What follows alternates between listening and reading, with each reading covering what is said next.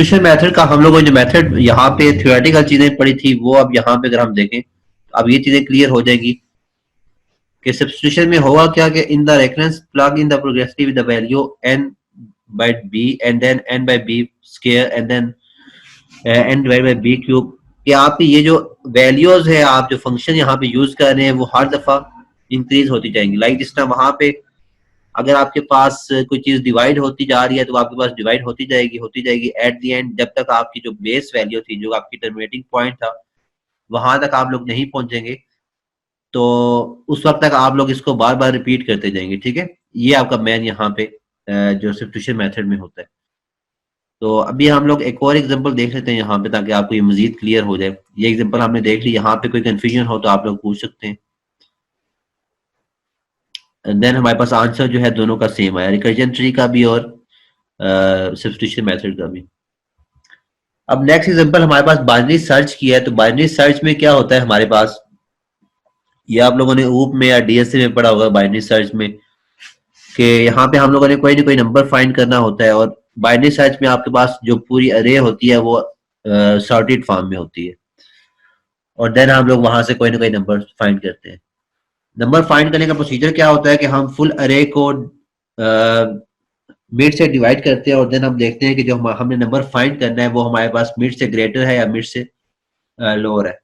तो आप यहाँ पे जो रनिंग टाइम यहाँ पे बन रहा है, आपको जो फंक्शन बन रहा है यहाँ पे क्या हो रहा है, अगर आप देखें इसको हम अगेन थ्रू कोड भी करेंगे। अभी जस्ट ये डिफिनेशन कैसे आई, ये डिफिनेशन में आपको बाद में समझा दूंगा। जब हम लोग कोड करेंगे तो फिर मैं आपको समझा दूंगा। अभी जस्ट ये है कि हम सब्स्टिट्यूशन मेथड सीख रहे हैं कि कोई डिफिनेशन हमारे पास आई हुई है और देन उसमें हमने सब्स्टिट्यूट करके उसकी हमने टाइम कॉम्प्लेक्सिटी फाइंड करनी है तो वो कैसे होगी।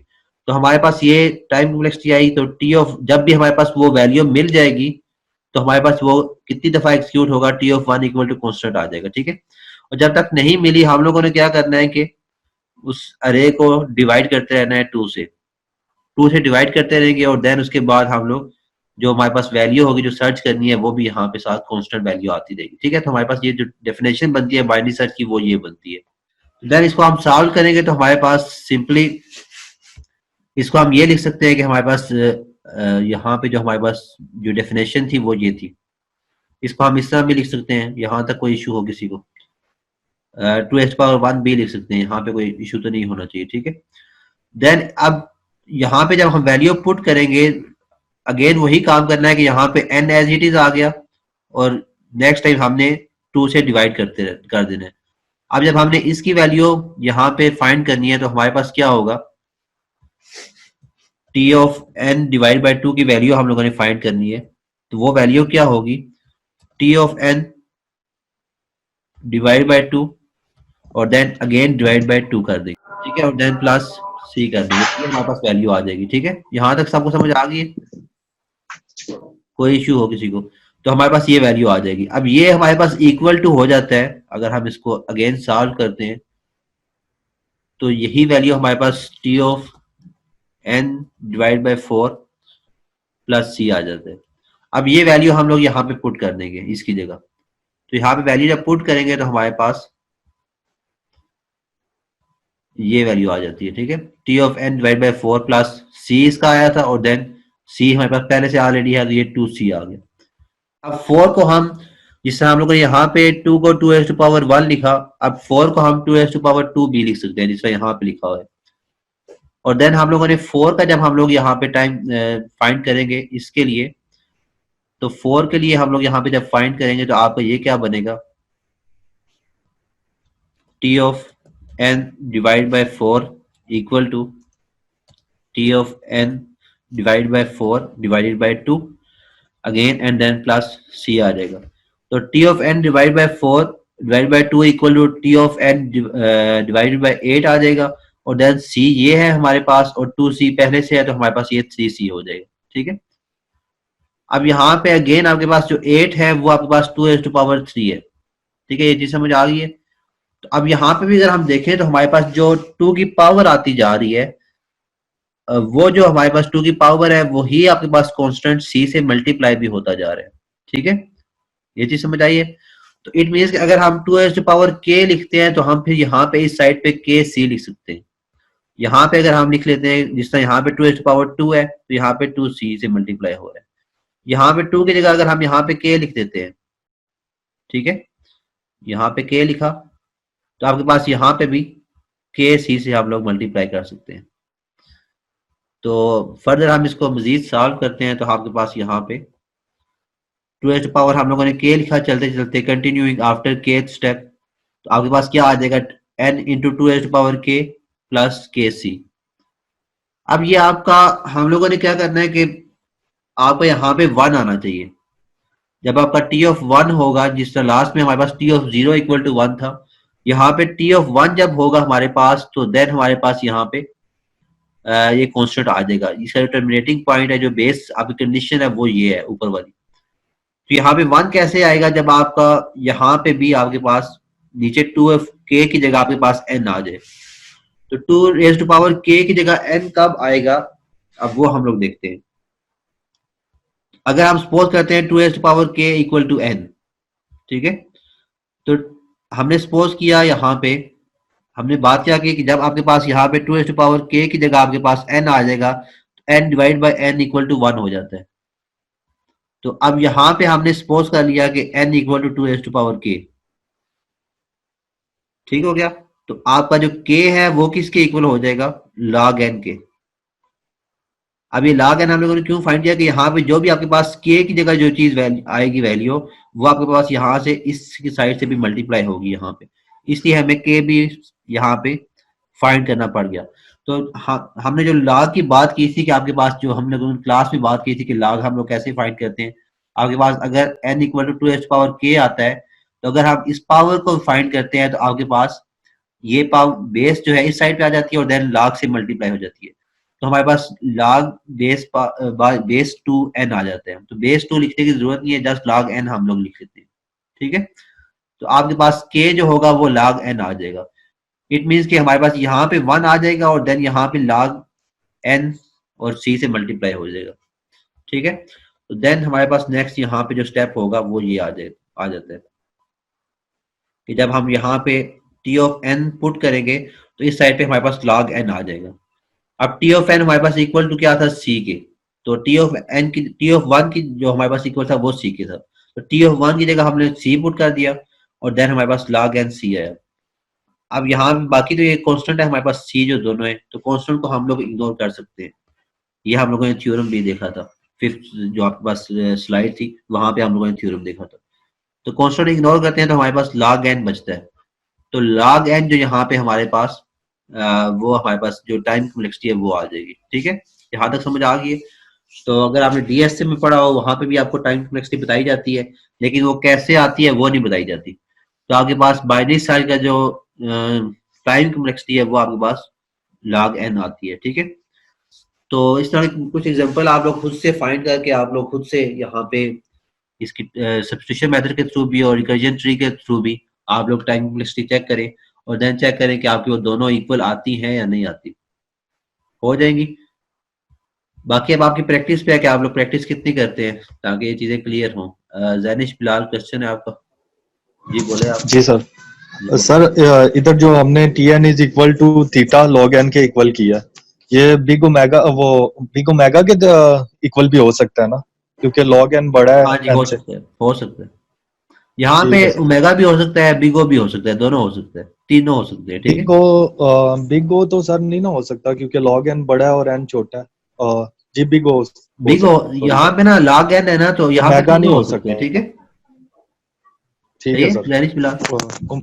ओमेगा की सर कंडीशन ये नहीं थी कि टी एन बड़ा होना चाहिए या ये वाली साइड, टी एन वाली साइड। जी जी, आपके पास यहाँ पे ना n देखो, वो हमारे पास जो होते हैं दो फंक्शन होते हैं, वो आप लोग जी फंक्शन से कंफ्यूज, इस साइड में फंक्शन में आपके पास ये जो है आपके पास ये एफ ऑफ एन है। यहाँ पे मैं एक मिनट नोटेशन ऐड करता हूँ। ये आपके पास फंक्शन आ रहा है। अब यहाँ पे अगर आप में यहाँ पे log n आ रहा है ना, तो log n जी की सर। जगह अगर यहाँ पे मैं n लिख देता हूँ इस साइड पे, ये आपके पास टाइम कॉम्प्लेक्सिटी का था, ये आपके पास फंक्शन यूज नहीं हो रहा है, ये टाइम कॉम्प्लेक्सिटी को रिप्रेजेंट करने के लिए जस्ट ये है। इससे कंफ्यूज नहीं होना कि जी ये n क्या चीज है इस साइड ठीक वाले है से। सर। ये आपके पास जी सिंपल ठीक है। एक ही फंक्शन है। अभी आपके पास जी, ये आपके पास जी ऑफ एन वाला फंक्शन है, एफ ऑफ एन वाला फंक्शन यहाँ पे हम लोगों ने लिखा ही नहीं हुआ, ठीक है। तो आप अभी ठीक है आपका लॉग एन जो है वो तीनों से रिप्रेजेंट हो सकता है, ठीक हो गया। सर। Okay sir. बाकी ठीक आप है लोग सर। खुद से प्रैक्टिस करें, इसकी एग्जांपल कुछ और लें ताकि आपको ये चीजें क्लियर हों कि रिकर्जन ट्री कैसे हम लोग यूज करेंगे और सब्स्टिट्यूशन मेथड कैसे यूज करेंगे। अच्छा, नेक्स्ट एग्जांपल हम देख लेते हैं। अब नेक्स्ट एग्जांपल हमारे पास ये है। अभी जस्ट ये डेफिनेशन कैसे आती है, कौन सा एल्गोरिथम यहाँ पे वर्क कर रहा है, हम लोगों ने यहाँ पे बात नहीं कर रहे। जस्ट ये है कि अगर आपके पास ये डेफिनेशन आ जाती है तो इसको आप सॉल्व कैसे करेंगे। अभी हम सीख रहे हैं कि सब्स्टिट्यूशन मेथड एक्चुअली है क्या, ठीक है। तो सीख तो वैसे आप चुके हैं कि इसमें होता क्या है, लेकिन ये है कि आपको ये सारी चीजें क्लियर हो जाए, जो 3 एग्जांपल के साथ हम लोग इन चीजों को क्लियर कर लेते हैं। बाकी इसके अलावा स्लाइड में यहाँ पे जस्ट आपको 2-3 एग्जांपल समझा दूंगा। स्लाइड में आपके पास यहाँ पे 7-8 एग्जांपल गिवन है, तो वो एग्जांपल आप देख के भी खुद भी समझ सकते हैं। फिर वहां पे भी समझ ना आए तो आप लोग फिर पूछ सकते हैं, ठीक है, नेक्स्ट लेक्चर में। अच्छा, अब यहाँ पे हमारे पास जो डेफिनेशन है वो ये है कि हमारे यहाँ पे ये डेफिनेशन हमारे पास बन रही है, ठीक है। अब इसमें हमारे पास जो बेस कंडीशन है, जो टर्मिनेटिंग पॉइंट है वो ये है। ये हमारे पास बेस कंडीशन है कि टी ऑफ वन जब इक्वल टू, जब हमारे पास टी ऑफ वन आ जाएगा तो उसको हम इक्वल टू सी लिख लेंगे, किसी भी कांस्टेंट के इक्वल। अदरवाइज हम लोग इस वैल्यू को, ये जो हमारे पास डेफिनेशन बनी है, इसको सॉल्व करते रहेंगे। अब यहाँ पे इसको सॉल्व, जिस तरह हम लोगों ने लास्ट एग्जांपल में देखा था बाइनरी सर्च में, कि हम टी ऑफ एन अगर 2 लिखा हुआ है तो एन ओवर 2 का हम 2 रेज़ टू पावर 1 लिख सकते हैं। कोई ऐसा यहाँ पे मसला नहीं है। और यहाँ पे हमारे पास सी अगर कुछ भी नहीं लिखा हुआ तो हम इसको अगर 2 रेज़ टू पावर 0 लिखना चाहें तो वो लिख सकते हैं, ठीक है। तो ये कुछ चीजें हैं जो कि आपको खुद सोचनी पड़ेगी कि यहाँ पे एक्चुअली लॉजिक यूज क्या हो रही है, उस लॉजिक के मुताबिक आप लोगों ने चलना है आगे। तो इसको आगे सॉल्व करते हैं। अब यहाँ पे टी ऑफ जीरो, हमने टू ऑफ जीरो के यहाँ पे क्यों लिखा है, ये क्वेश्चन हो सकता है। लेकिन ये क्वेश्चन आगे जब इसको मजीद हम लोग सॉल्व करेंगे, अभी बेशक यहाँ पे आप सिंपल सी ही लिख दें, ठीक है। अभी टू ऑफ जीरो यहाँ पे ना लिखें। हम इसको आगे सॉल्व करते हैं तो आपको यहाँ पे समझ आएगी कि लॉजिक यहाँ पे कुछ ऐसी बन रही है कि आप यहाँ पे इसको two of zero, two of one, two of two, इस तरह आप इसको मजीद आगे सॉल्व करते रहे तो लॉजिक आपकी बन जाती है। तो नेक्स्ट स्टेप अगर यहाँ पे हम पुट करेंगे ये वैल्यूज, तो आपके पास वैल्यू क्या आ जाएगी नेक्स्ट, यहाँ पे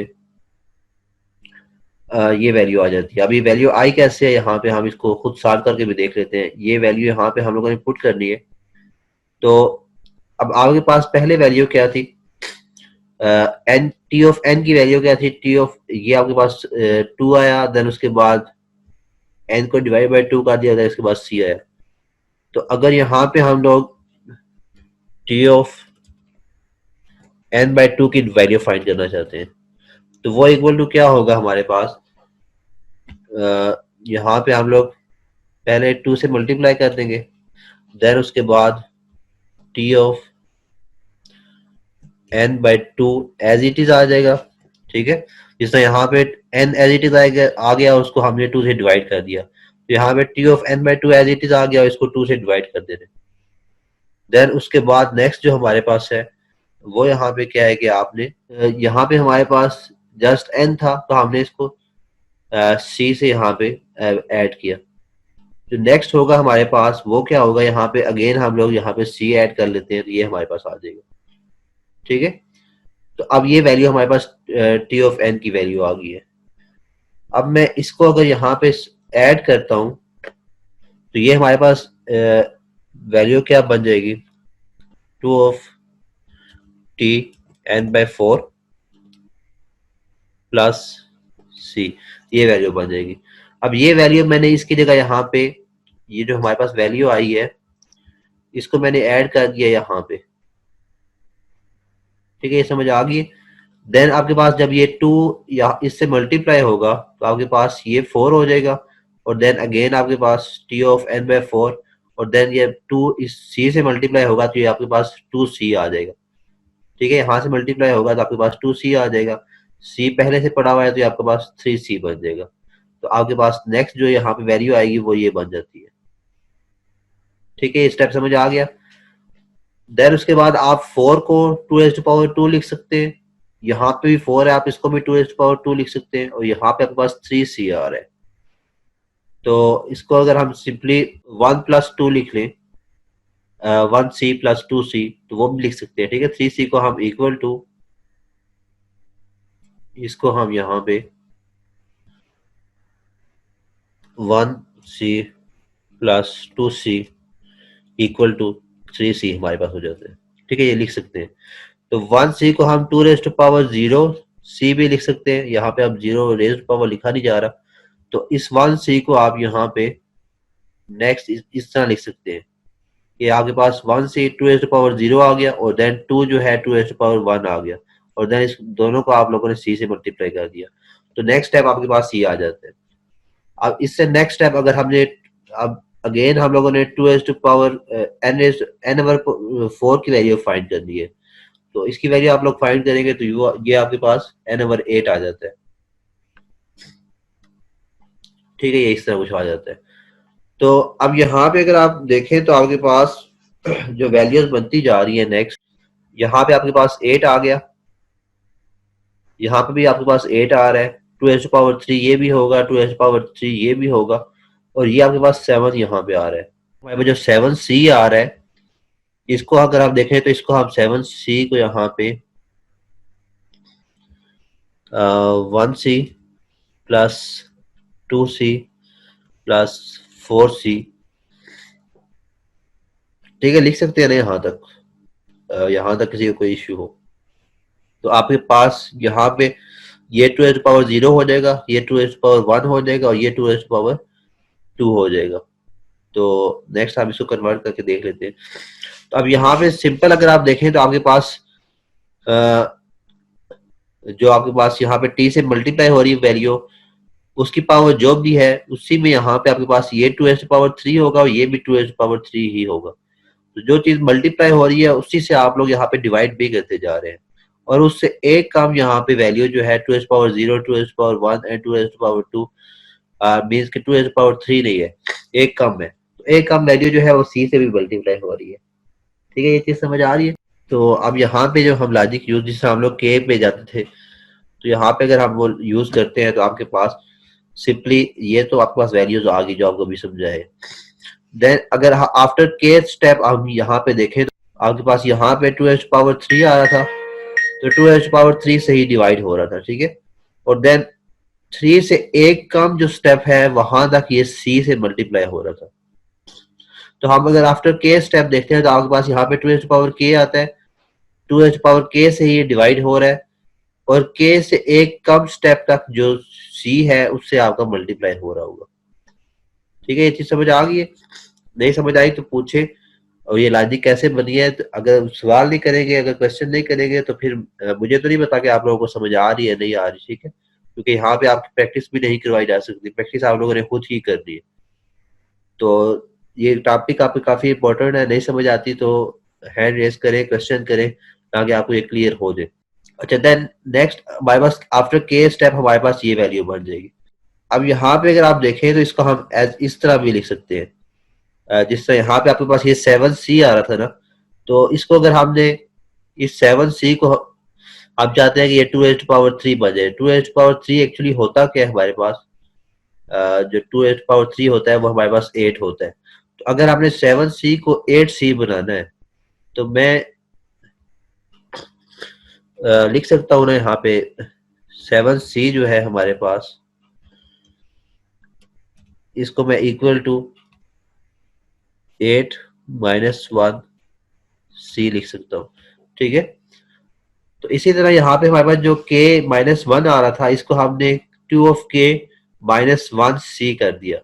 तो ये थोड़ा सा हमारे पास जो पावर आई थी उसका फायदा ये है कि हमारे पास पावर जो है तीनों की सेम हो गई है, और साथ हमने माइनस 1 c से मल्टीप्लाई कर दिया, तो आपके पास अगेन वैल्यू वही आ जाएगी c की जो कि पहले आई थी एक स्टेप कम।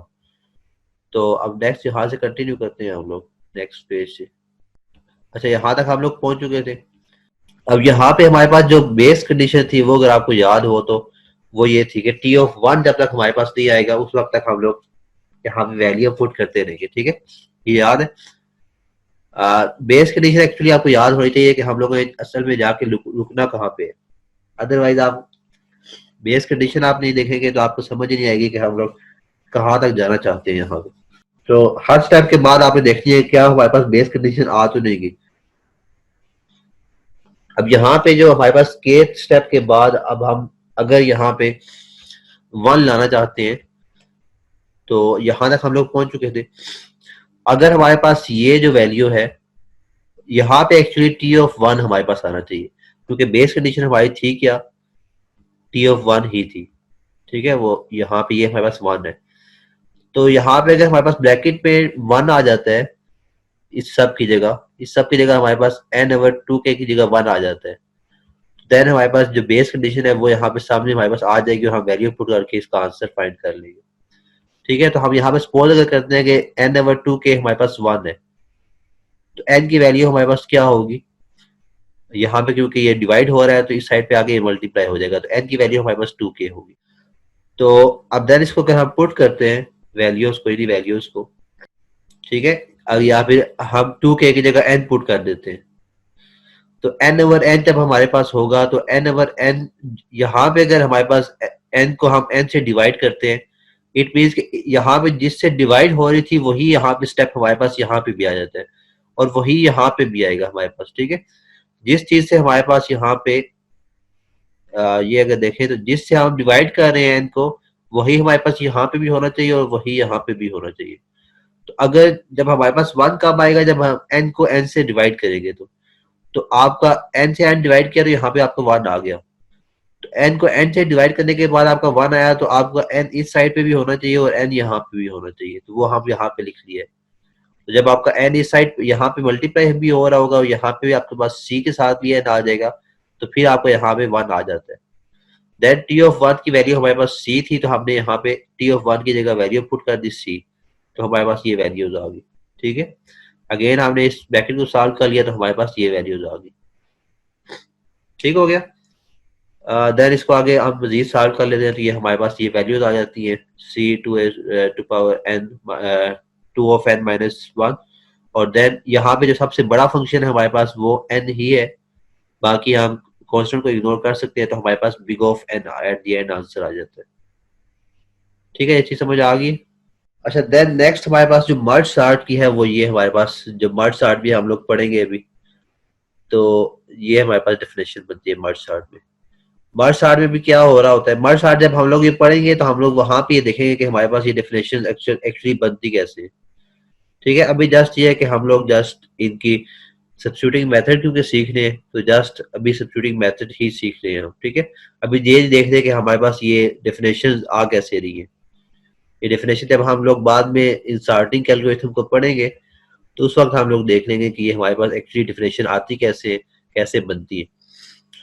अब देन यहाँ पे भी अगर आप देखें तो हमारे पास सिंपली जो लास्ट डेफिनेशन में क्या था कि हमारे पास यहाँ पे जो डेफिनेशन में हमारे पास जहाँ पे सी एन सिर्फ सी आ रहा था, यहाँ पे जस्ट चेंजिंग क्या आ रही है, इसके यहाँ पे हमारे पास एन जो है मल्टीप्लाई बी हो रहा है, बाकी आपका स्टेप वही होंगे, जस्ट यहाँ पे आपके पास एन मल्टीप्लाई हो रहा है।